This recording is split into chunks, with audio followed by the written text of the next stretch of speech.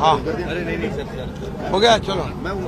Maharashtra auto rickshaw taxi चालक कल्याणकारी महामंडळ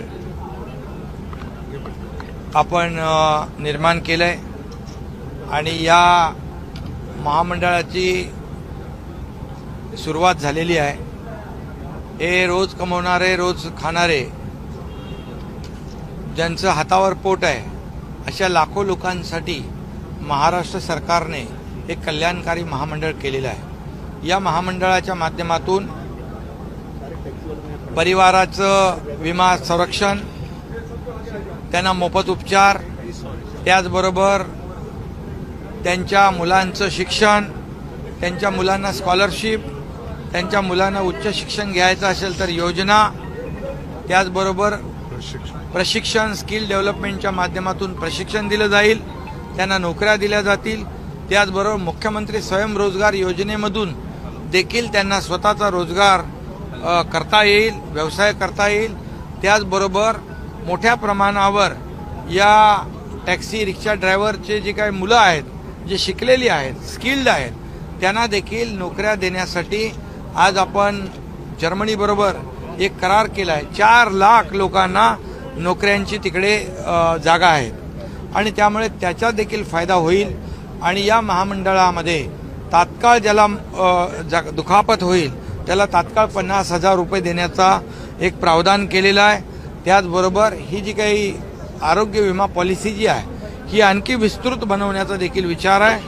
आणि त्याचबरोबर यामध्ये हे चालक जे आहेत हे जेव्हा 65 वर्षाचे होऊन निवृत्त होतात ते कामकाज करू शकत नाही, गाडी चालवू शकत नाही, अशा परिस्थितीमध्ये देखील त्यांना पुढचं भविष्य त्यांचं जे आहे सुखकर होण्यासाठी एक ग्रॅज्युएटीची जी काही एक पॉलिसी आम्ही करण्याचा विचार केलेला आहे, त्यामध्ये देखील त्या सर्वांना फायदा होईल।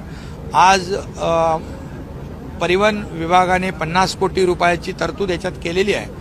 आणखी उद्योग विभाग असेल, त्याचबरोबर डिस्ट्रिक्ट मायनिंग फंड आहे, राज्य सरकार आहे आणि CSR आहे, त्याचबरोबर या सर्व चालकांचं जे काही मिनिमम असं कॉन्ट्रीब्युशन आहे, या सगळ्यामधून हे महामंडळ जे आहे हे मोठं ताकदीचं महामंडळ होईल आणि यामधून अनेक योजना या लाखो लोकांच्या परिवारासाठी, मुलांच्या भवितव्यासाठी या ठिकाणी केल्या जातील। अशा प्रकारचं महत्त्वाचं हे महामंडळ टॅक्सी ऑटो चालक कल्याणकारी महामंडळ सुरू झालेलं आहे। तुम्ही देखील सुरुवातीच्या काळात रिक्षा चालवत होतात, रिक्षावाल्याकडून रिक्षावाल्यांना भेट सापडली नाही। हे गरीब लोक आहेत, हे रोज कमवणारे रोज खाणारे लोक आहेत, सर्वसामान्य लोक आहेत। यांनी सर्वसामान्यांचं सरकार आहे, हे सर्वसामान्यांचं सरकार आहे, शेतकऱ्यांचं, कष्टकऱ्यांचं, हे रोज कमवणाऱ्यांचं, रोज खाणाऱ्यांचं, हातावर पोट भरणाऱ्यांचं आणि त्याचबरोबर महिला भगिनींचं,